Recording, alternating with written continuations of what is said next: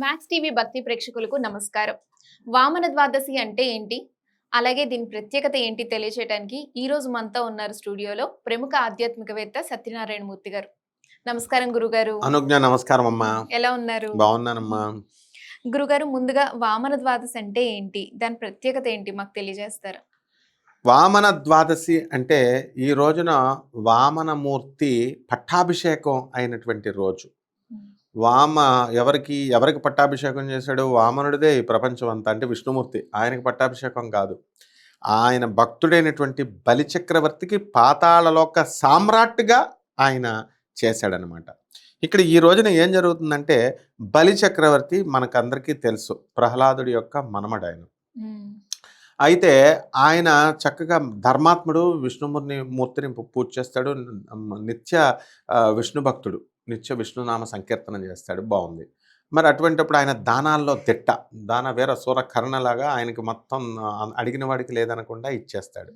అయితే శ్రీ మహావిష్ణు ఇంద్రుడు ఏం చేస్తాడు? దేవతలంతా కంగారు పడిపోతారు, అమ్మో వీళ్ళు దాన కార్యక్రమాల్లో ఈయన చాలా మించిపోయాడు బలిచక్రవర్తి, మరి నా ఇంద్ర పదవి వచ్చేస్తుందేమో అని ఎవరు మనం తపస్సులు పూజలు మొదలు పెడితే ఫస్ట్ ఇంద్రుడు భయపడిపోతాడు. ఎందుకని? ఆయన సింహాసనంకి మనం ఏమన్నా టెండర్ పెట్టామేమో అని. అయితే ఈ బలిచక్రవర్తి అప్పుడు దేవతలు రిక్వెస్ట్ చేస్తే శ్రీ మహావిష్ణువు వామన అవతారంలో 3 అడుగులు మాత్రమే ఉంటాడు ఎత్తు. ఆయన చిన్న బాలుడి రూపంలో వస్తాడు. వచ్చి పాతాళ అప్పటికి మామూలుగా ఈ భూలోకంలోనే ఉంటాడనమాట. ఎవరు? ఈయన బలిచక్రవర్తి దానం అడుగుతాడు. వచ్చిన వాడు శ్రీ మహావిష్ణువు ఇవ్వద్దని చెప్పి రాక్షస గురువు అయినటువంటి, వీళ్ళు రాక్షస జాతి కదా బలిచక్రవర్తి, రాక్షస గురువు అయినటువంటి శుక్రాచార్యుడు చెప్తాడు, రాక్షస గురువు చెప్తాడు, ఇవ్వకు, వచ్చినవాడు ఎవరు? శ్రీ మహావిష్ణువు, నిన్ను తొక్కేయడానికి వచ్చాడని చెప్తాడు.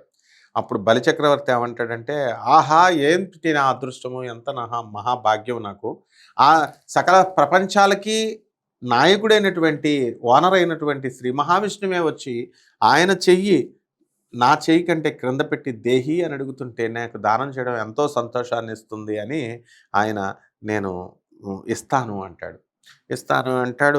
ఇది అలా అనకూడదనమాట. ఎప్పుడైతే శ్రీ మహావిష్ణువు సకల సామ్రాట్ అయినటువంటి శ్రీ మహావిష్ణువే వస్తే, అయ్యో స్వామి నేను నీకు ఇవ్వడం ఏమిటి దానం, నువ్వు ఈ ప్రపంచం నీది, నువ్వు 4 రోజులు ఉండమని నన్ను పుట్టించావు, మరి నేను నీ పాద దాసుణ్ణి.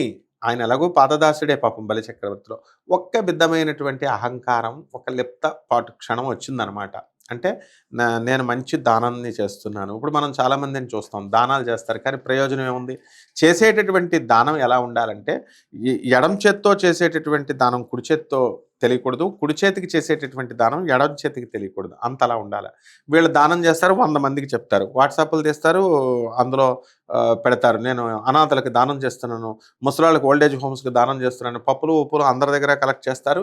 కలెక్ట్ చేసి ఇక్కడ ఒక స్టేజ్ లాగా వేసి ఓల్డేజ్ హోమ్లు కూడా అలాగే ఎంకరేజ్ చేస్తున్నారు. వీళ్ళు ఫోటోలు తీసి పెడతారనమాట, మేము ఇంత చేస్తున్నాం. వీళ్ళకి ఏ దానం ఫలితము రాదు. ఆ విధంగా ఎలాగైతే ఈ బలిచక్రవర్తికి అహంకారం వచ్చిందో, తన భక్తుడు ఆయన బలిచక్రవర్తి అహంకారం రాకూడదు, ఆయన సంస్కరించాల్సినటువంటి బాధ్యత స్వామి అయినటువంటి తన దేవుడైనటువంటి విష్ణుమూర్తి పైన ఉంది. అందుకే ఆయన అవతారంలో వచ్చాడు. వచ్చిన తర్వాత ఏం చేస్తాడు? 3 అడుగులు అడుగుతాడు. 3 అడుగుల్లో సరే ఇచ్చేస్తానంటాడు. ఇచ్చేస్తానంటే ఏది పొయ్యి అని వాటర్ పొయ్యాలన్నమాట. కమండలంలో ఉన్న నీరు ఇలా పొయ్యాల. పోస్తే శుక్రాచార్యుడిది అడ్డుకోవడం కోసం, రాక్షసుల గురువు కాబట్టి ఆయన ఒక పురుగు రూపంలో వచ్చి ఆ కమండలంకి అడ్డు వెళ్ళిపోతాడు. అప్పుడు శ్రీ మహావిష్ణువు నవ్వుకుంటాడు. అడ్డు నీళ్లు రావట్లేదని వామనుడు అంటుంటే ఒక పుల్ల ఇచ్చి దాన్ని పొడిచేయి అంటాడు అనమాట. పొడి చేస్తే శుక్రాచార్యుడు ఒక కన్ను పోతుంది. అందుకే ఒక్కటే కన్ను ఉంటుంది శుక్రాచార్యుడు. ఎవరికైనా ఒంటి కన్నుతో ఉంటే వాళ్ళని శుక్రాచార్యుడు అని పిలుస్తారు, అందుకే అనమాట. సరే, మొత్తం పైన నేను వరాలు ఇచ్చేశాను అన్నాడు. ఏమిటి ఇచ్చావు అంటే, భూమి అంతా ఇచ్చేశాను అన్నాడు. ఒక కాలితో భూమినంతటిని ఆక్రమించేశాడు.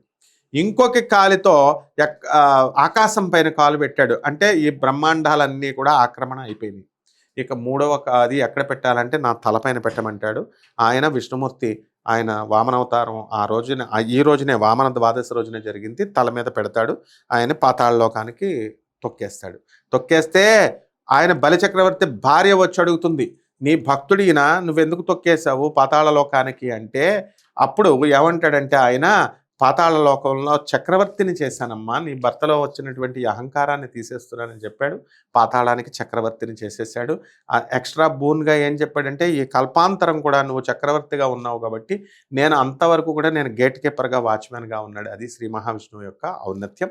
అదే వామన ద్వాదశి. ఈ రోజున ఉపవాస దీక్ష ఏకాదశి రోజున చేసి ఈ రోజున ద్వాదశి రోజున అది ఆ ఉపవాసాన్ని బ్రేక్ చేస్తే సరిపోతుంది. ధన్యవాదాలు గురుగారు. ధన్యవాదాలమ్మా.